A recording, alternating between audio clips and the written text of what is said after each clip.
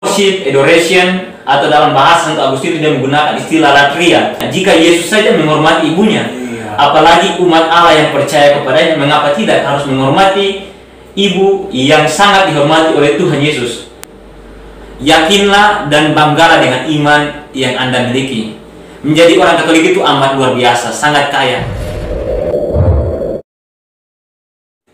Halo pemirsa Seren TV dimanapun Anda berada, jumpa lagi bersama saya El Seren di konten YouTube saya Seren TV.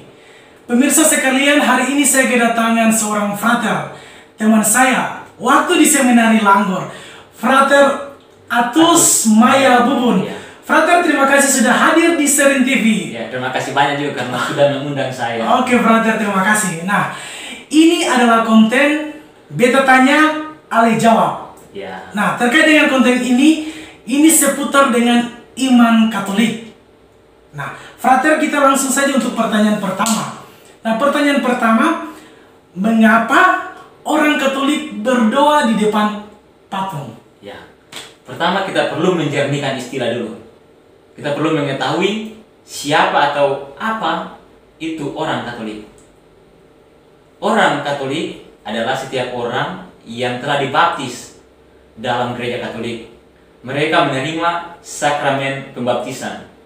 Dan ketika menerima sakramen pembaptisan, mereka telah diangkat menjadi warga gereja dan serentak pula anak Allah. Dan dengan demikian, mereka juga punya hak untuk menerima enam sakramen lain dalam gereja Katolik. Jika mereka seorang Katolik bisa menerima 6 sakramen. Ya. Nah, kita lanjut dulu pertanyaan, mengapa orang Katolik itu berdoa di depan patung? Ya, yang kedua soal patung. Ya. Patung dalam gereja Katolik bukan patung sembarang. Karena dalam gereja Katolik, patung yang dipakai adalah patung yang sudah diberkati melalui praktek sakramentali. Berarti patung yang ada di dalam Katolik itu sudah diberkati? Ya, sudah diberkati. Jadi patung ini bukan patung sembarang. Tetapi meskipun demikian, gereja tidak pernah berdoa di depan patung. Gereja justru menghormati sosok yang ada di balik patung itu. Berarti sosok yang ada di balik patung Ya. tersebut. Contoh konkretnya seperti apa, Frater? Ya. Contohnya mungkin seperti misalnya bendera. Nah, sebenarnya kita menghormati bendera bukan benderanya itu, tetapi di balik bendera itu ada namanya negara. Seperti itu bukan, Frater? Ya, seperti begitu. Jadi gereja sebenarnya menghormati patung karena ada sesuatu yang besar yang ada di balik itu. Misalnya orang kudus. Iya. Gereja menghormati misalnya patung Santo Yosef. Gereja menghormati dia karena apa?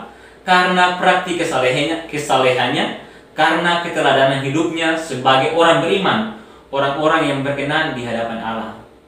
Jadi gereja sebenarnya tidak menghormati patung, tapi justru gereja menghormati sosok yang ada di balik patung itu. Patung hanyalah sarana. Kalau dalam bahasa filsafat, bahasa simbol tidak pernah menghadirkan dirinya sendiri, tapi justru menghadirkan sesuatu yang lain. Oke. Nah, Frater, kita lanjut untuk pertanyaan yang kedua.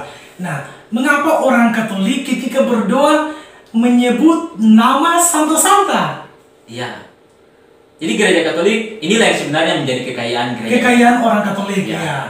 Gereja Katolik mempunyai banyak sekali Santo-Santa. Dan kalau misalnya orang sakit bisa minta pertolongan pada Santo Padre Pio misalnya. Iya. Atau juga malaikat Rafael misalnya. Yang dalam gereja Katolik juga disebut sebagai Santo Rafael. Jadi ada begitu banyak sekali kekayaan gereja Katolik yang dalam hal ini Santo-Santa. Gereja menyebut nama mereka karena keteladanan hidup mereka. Hidup mereka itu berjalan sesuai dengan kehendak Allah. Kendati pun mereka sebagai manusia, namun mereka punya praktik hidup itu luar biasa. Mereka berbeda dengan manusia pada umumnya. Misalnya saya dengan saudara L. Ya. Kita mungkin sebagai manusia kita punya banyak orang kudus ini luar biasa. Mereka punya praktik hidup semasa hidup itu sangat mendalam. Bahkan ada orang kudus yang dulu katanya menurut cerita, ketika mereka berjalan dari jauh saja, itu orang sudah bisa mencium harum baunya. Dan harum bau ini berbeda dengan bau-bauan yang biasa. Tapi bau kekudusan mereka itu sangat terasa. Karena itu ketika mereka meninggal, Gereja sangat menghormati mereka, bahkan meminta pertolongan doa mereka agar mendoakan gereja dan malin umat Allah yang sementara bersiara di dunia. Oke, Frater. Nah, tapi mereka kan juga orang berdosa sama seperti kita, Frater. Mereka orang berdosa, mereka manusia biasa, mereka yang tidak luput dari salah dan dosa. Nah, kenapa kita harus berdoa kepada mereka? Ya, jadi mereka ini memang dalam arti tertentu mereka adalah manusia. Iya. Dan tentunya sebagai manusia mereka punya kesalahan. Tetapi mereka ini semasa hidupnya senantiasa berjuang untuk menyerupai Kristus. Praktik hidup mereka usahakan agar tidak ada celah. Bahkan ketika mereka diangkat menjadi santo-santa, gereja tidak begitu saja menjadikan mereka sebagai santo-santa, tapi gereja mengadakan penelitian. Bahkan sensus fidelium atau rasa beriman dari umat itu turut menentukan keberadaan mereka sebagai santo dan santa. Jadi kalau misalnya gereja membuat penghormatan terhadap misalnya Padre Pio, Bunda Maria, Santo Yosef, dan banyak santo lain dalam gereja Katolik, itu karena keteladanan dan kesalahan hidup mereka. Sensus umat beriman, rasa beriman itu turut menentukan, sehingga kemudian gereja memutuskan untuk memilih mereka. Jadi biar mereka sebagai manusia, tapi praktek hidup kesalahan semasa hidup di dunia itu luar biasa, karena itu gereja sangat menghormati mereka. Oke. Frater, kita lanjut untuk pertanyaan yang ketiga. Nah, mengapa orang Katolik menyembah Bunda Maria? Mengapa, Frater? Ya, ini sebenarnya kesalahan umum yang berlaku. Pertanyaan ini juga saya pernah jumpai. Jadi ini kesalahan umum yang sering orang pertanyakan dalam gereja Katolik. Gereja sebenarnya tidak pernah menyembah Bunda Maria. Tidak pernah menyembah Bunda Maria. Ya, gereja tidak pernah menyembah Bunda Maria. Gereja menghormati Bunda Maria. Menghormati Bunda Maria. Ya. Jadi di situ letak perbedaannya. Oke. Santo Agustinus itu dalam bukunya De Civitate Dei menyebut perbedaan ini dengan jelas. Dia mengatakan bahwa penghormatan itu hanya ditujukan kepada Allah. Jadi worship, adoration, atau dalam bahasa Santo Agustinus dia menggunakan istilah latria. Itu hanya ditujukan kepada Allah Bapa, Allah Putra, dan Allah Roh Kudus. Yang kedua, dulia. Dalam gereja Katolik, gereja menggunakan Santo Agustinus tadi menggunakan istilah dulia. Dulia, Santo Agustinus menerjemahkan itu sebagai veneration atau penghormatan.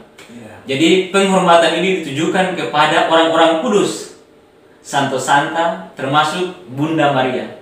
Jadi gereja menghormati orang kudus dan Bunda Maria. Bahkan patung-patung itu semua masuk dalam dulia. Dan ada istilah khusus untuk itu, yakni dulia relatif. Untuk penghormatan terhadap Bunda Maria biasanya digunakan hyperdulia. Oke, Frater. Ada juga pertanyaan dari orang-orang yang non-Katolik bahwa orang Katolik itu selalu menempatkan Bunda Maria sebagai yang pertama. Karena selalu dalam berdoa kepada Bunda Maria. Ya, mengapa orang Katolik menempatkan Bunda Maria sebagai sosok yang istimewa? Iya, sosok yang istimewa maksudnya. Ya, jadi dalam gereja Katolik, Bunda Maria memang mendapatkan tempat istimewa dalam gereja karena peranannya yang luar biasa dalam sejarah keselamatan.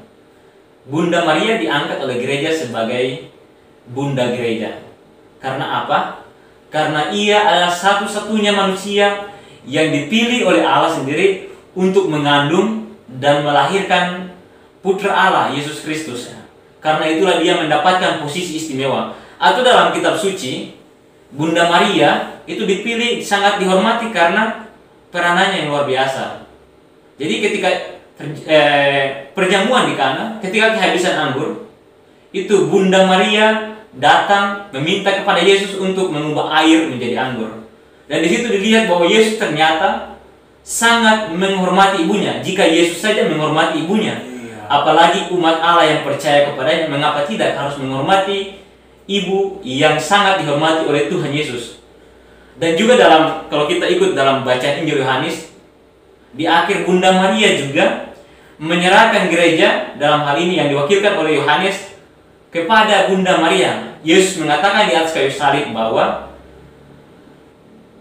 Ibu, ini anakmu. Dan kepada Yohanes, Yesus mengatakan bahwa ini ibumu. Itu berarti Yesus menyerahkan gereja ke dalam pelukan Bunda Maria. Oke, Frater, terima kasih untuk pertanyaan. Kita lanjut untuk pertanyaan yang berikut. Nah, mengapa orang Katolik itu selalu mendoakan orang yang sudah meninggal? Mengapa, Frater? Ya, gereja Katolik ini juga termasuk kekayaan dari gereja Katolik. Oke. Gereja mendoakan orang yang sudah meninggal karena gereja selalu percaya bahwa ada kesatuan, ada relasi hubungan antara gereja yang sudah berbahagia di surga, umat Allah yang sudah berbahagia di surga, kemudian yang sementara berada di api penyucian dan yang sementara bersiara di dunia. Ketiganya memiliki hubungan yang tidak dapat dipisahkan. Gereja selalu mendoakan mereka yang sudah meninggal karena di dalam gereja ada satu tempat yang namanya purgatorium. Purgatorium itu merupakan api penyucian, dan di situ mereka yang semasa hidupnya mungkin karena begitu banyak kesalahan, begitu banyak dosa, belum bisa masuk ke dalam surga, itu berada di api penyucian. Misalnya mereka disucikan supaya pada hari penghakiman terakhir mereka kemudian berada dalam kerajaan surga. Gereja mendoakan mereka karena gereja mau mereka juga memperoleh kebahagiaan. Di samping itu, sambil mendoakan mereka, gereja juga yakin bahwa ketika mendoakan mereka, mereka juga mendoakan gereja yang sementara bersiara di dunia supaya kelak mereka berada bersatu bersama dalam kebahagiaan abadi di surga. Ya. Oke, Frater, terima kasih untuk jawabannya untuk keempat pertanyaannya.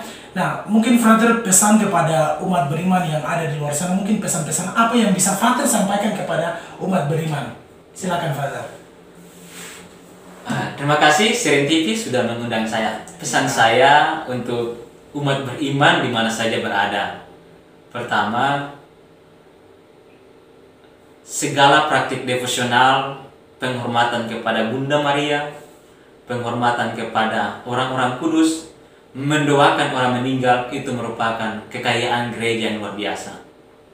Kita hanya bisa menemukan itu dalam gereja Katolik. Dan praktik kesalehan ini sudah dimulai sejak lama oleh gereja. Dan sudah sepantasnya, sudah seharusnya sebagai orang Katolik, kita menghidupi praktik kesalehan ini terus-menerus. Yakinlah dan banggalah dengan iman yang Anda miliki. Menjadi orang Katolik itu amat luar biasa, sangat kaya. Yang kedua, segala praktik devosional itu harus dipuncaki dengan Ekaristi. Kenapa Ekaristi? Karena Ekaristi merupakan surga dalam dunia. Ketika Anda ingin sungguh-sungguh mengalami apa itu surga, datanglah berjumpa dengan Yesus dalam Ekaristi. Di sana Anda akan mengalami Ekaristi. Saya punya pengalaman hidup selama bertahun-tahun hidup di seminari sejak SMP sampai saat ini. Saya sungguh merasa bahagia ketika mengikuti Ekaristi. Di sana saya merasakan bahwa Allah sungguh-sungguh hadir dalam Ekaristi. Jadi ketika Anda terlibat dalam Ekaristi, pada saat yang sama Anda menerima rahmat yang luar biasa dari Tuhan Yesus. Scott Hahn berpesan mengajak kita untuk melihat Ekaristi sebagai surga dalam dunia. Oke, Frater, terima kasih sudah mampir di Serin TV. Kita boleh berbicara, kita boleh berbincang terkait dengan iman Katolik. Frater, terima kasih untuk kehadirannya, penjelasannya kepada umat Katolik, kemudian mereka yang ada di luar sana. Semoga apa yang Frater jelaskan pada hari ini dapat dimengerti oleh mereka yang menonton channel ini, Serin TV. Semoga pembahasan kami pada hari ini bisa bermanfaat bagi Anda. Untuk teman-teman dimanapun Anda berada, sekali lagi dari saya, jangan lupa untuk subscribe Serin TV, jangan lupa untuk like, comment, dan subscribe. Dan sampai ketemu di konten selanjutnya. Tuhan memberkati.